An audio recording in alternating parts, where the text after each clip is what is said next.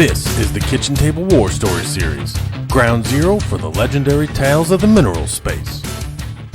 A deal that took place in early 2019.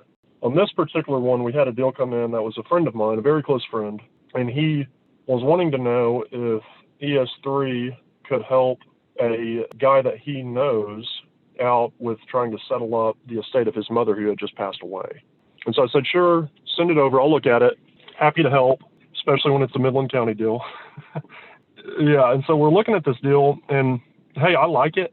He basically was like, well, this guy wants to come and see you in person. He's actually in the Austin area, and he wants to come in and see you. So why don't we set up a time tomorrow for you guys to meet in your office, and y'all can talk numbers and talk about the transaction and all that. And so I said, yeah, that would be great. And so the next day rolled around, and it was probably 10 minutes before we were going to meet, and my friend called me, and he's out in Midland, and he said, hey, oh, by the way, the guy you're meeting with, he's a pretty rough guy. And I was like, okay, I can deal with that. Okay.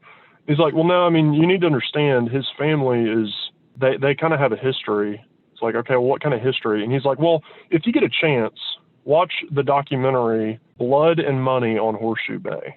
And I'm like, well, okay, so I'm meeting this guy in 10 minutes. I don't have time to watch a documentary. Why don't you tell me about this guy? And so he was like, okay, well, so basically his mother passed away and they're trying to settle an estate, and the mother cut the brother out of the will, the brother of the guy that I'm meeting with in 10 minutes, out of the will because he strangled his dad with an extension cord. And I get notified by my friend and partner that, hey, this family history is, you might want to know what you're getting into. And so, hey, thanks a lot. I appreciate that. I'm meeting with this guy in 10 minutes. How in the world? So this guy shows up in my office, super nice guy, but he looks like Charles Manson. And he is a very intimidating, imposing figure. And it's almost like he has real like piercing eyes. And when he looks at you, it's almost like he's looking directly through you. And so he wants to know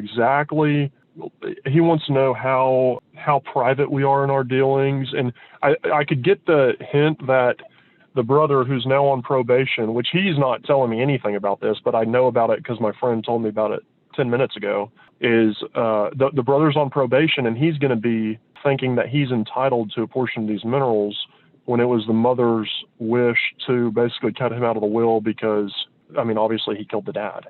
And so I'm kind of stuck in the middle of this, and I'm like, okay, well, say we do move forward with this transaction, say we close this deal, how long am I going to have to be looking over my shoulder to see if this murderer brother comes around and, wants to know why he wasn't paid for this? And so I meet with the somewhat sane brother in my office, and I walk him through all the details and how the process works dealing with ES3 minerals.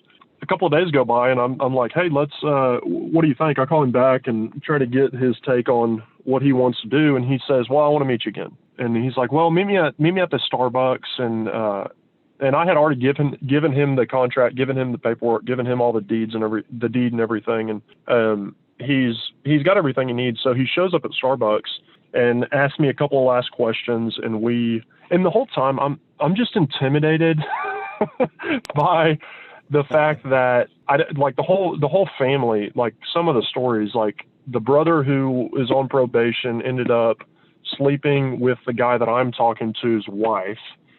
And then like, he absolutely hates the guy. He told me that if he's ever sees him again, that he's going to take him out. And so I'm just like, man, this whole thing is like, I've never been exposed to this. And so I'm kind of like, I want the deal, but at the same time, I want to be like away from this deal.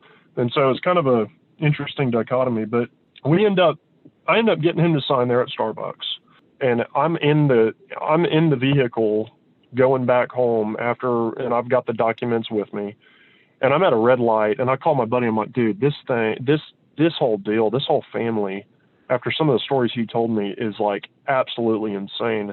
I'm like, I hope this guy this other brother doesn't come after me for paying what he considers to be his share, because if you're an insane person, it doesn't, like, reality is out the window, And so right then I'm at a red light, and the guy that I just got to sign is behind me.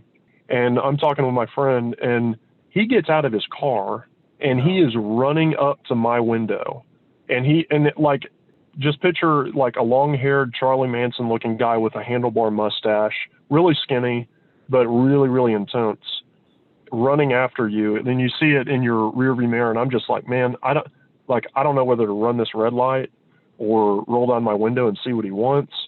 And I'm just like on the phone with my friend, and I'm like, dude, he's coming.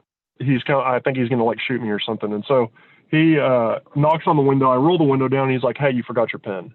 And so he hands me the pen, and I'm like, oh, thank you, appreciate it. And light turns green, and I take off, and that's the deal ends up closing, and everything's good. But it was just such an interesting deal, knowing that family backstory.